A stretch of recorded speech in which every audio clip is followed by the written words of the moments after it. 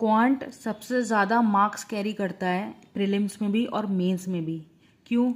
क्योंकि यार English reasoning बच्चे कर जाते हैं, पर क्वांट्स में एक एक नंबर लेना बहुत ज़्यादा मेहनत का काम है।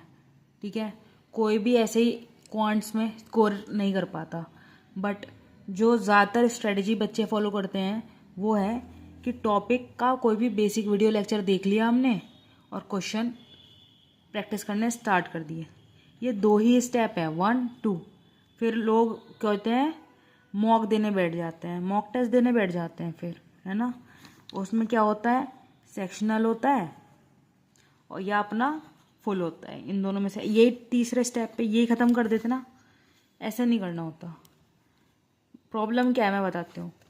देखो यार, जब हम अपना बेसिक वीडियो लेक्चर कर लेते ना, मान लिया आपने किसी भी टीचर से, सारे टीचर्स अच्छे हैं, सब अच्छा पढ़ाते हैं, आप किसी का भी फॉलो कर लो, paid unpaid free on YouTube पे तो इतना भरमार है कि आपको कोई प्रॉब्लम नहीं होगी। ठीक है, टीचर्स की मैंने भी 1-2 टीचर्स रिकमेंड कर रखे हैं, अगर आप वो वीडियो देख लो, पिन कमेंट्स में डाल देंगे। ठीक है, देख सकते हो वहाँ पर भी।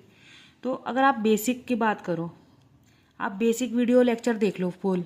ठीक है, उसके बाद क्या करना है, आप जब क्वेश्चंस पे जाते हो तो आपको ये समझना पड़ेगा कि आपने मान लो 10 क्वेश्चन लगाए रोज पर डे। अगर आप ये कर रहे हो, this is not the way.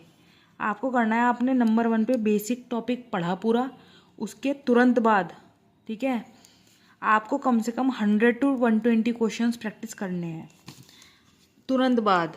मान लो आज आपने SICI पढ़ लिया, ठीक है, फिर आप पढ़ोगे अपना क्वेश्चंस की प्रैक्टिस उसी दिन सेम डे। ठीक है, और इसमें आप प्रॉब्लम क्या आएगी, आपने 100-120 क्वेश्चन लगाए, मान लो आपसे 15 से 20 नहीं बने, तो अब आपका दिमाग ख़राब हो जाता है। क्या कि यार मैंने पढ़ लिया, वीडियो लेक्चर दे लिया, मुझसे क्वेश्चन क्यों नहीं हो रहे हैं। ठीक है, आपसे जबकि 100 बन गए, पर फिर भी आपका दिमाग ये 15-20 क्वेश्चन ख़राब रखेंगे कि यार मैंने तो पढ़ लिया और क्या ही करूं। पर रियलिटी है यार, हम सब सोच के क्या चलते हैं कि मैंने एक बार बेसिक वीडियो लेक्चर कर लिया तो मेरे तो यार अब 100% कॉन्सेप्ट हो जाने चाहिए कवर। पर ऐसा कभी नहीं होता है। आपके 100% कॉन्सेप्ट सिर्फ एक ही मेथड से कवर होते हैं, वो है solving a lot of question. इससे ही होता है। ठीक है, तभी आप एग्जीक्यूट कर पाओगे। बेसिक वीडियो लेक्चर करके क्वेश्चन करोगे, डिमोटिवेटेड होते हो, और वही डिमोटिवेटेड क्यों होते हो डिमोटिवेटेड, क्योंकि आपने सब कवरेज करी नहीं है, सारे क्वेश्चन की कवरेज हुई नहीं थी। फिर जब सेक्शनल और फुल मॉक देते हो तो उसमें यार ये तो मैंने कर लिया टॉपिक, ये क्वेश्चन हुआ क्यों नहीं। सबकी प्रॉब्लम है यार, ये कोई डिस्कस नहीं करता है। बट रियलिटी ये है कि जब आप बेसिक कर लेते हो उसके बाद भी आपके 80% क्वेश्चन मैक्सिमम बनेंगे। हो सकता है किसी किसी के लिए ये उल्टा भी हो, किसी किसी के लिए 10% ही क्वेश्चन बन रहे हो, 90% नहीं बन रहे। पर ऐसा ही होता है। हमें क्या आदत है कि अपना एक लेक्चर अगर 1 घंटे का 100% कर लिया, तो खुद सोचो यार, कोई 1 घंटा 1.5 घंटा 2 घंटा 3 घंटे के भी लेक्चर में आपको कितने ही कॉन्सेप्ट पढ़ा देगा, कुछ ना कुछ तो ट्वीक निकल ही आएगा किसी क्वेश्चन में, तो कवरेज हुई नहीं।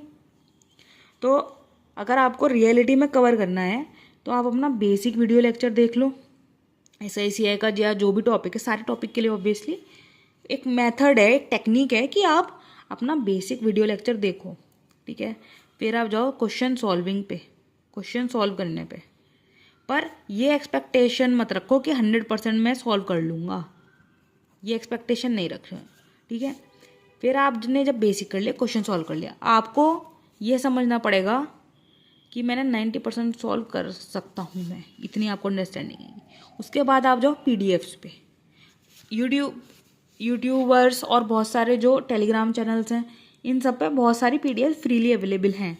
ठीक है, बहुत अच्छी PDFs अवेलेबल हैं free of cost, no problem, उनको आप सॉल्व करो।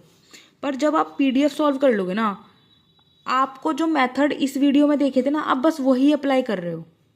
तो आई वॉन्ट यू कि आप PDF जब सॉल्व करो ना, देखो ये तो आपका डन हो गया, ये भी आपने डन कर लिया, ये तीसरी स्टेज है PDFs पे। तो जब आप PDF सॉल्व करना स्टार्ट करो तो एक चीज़ और इसके साथ साथ करो, जो वीडियो लेक्चर्स है ना टीचर्स के, वो देखो।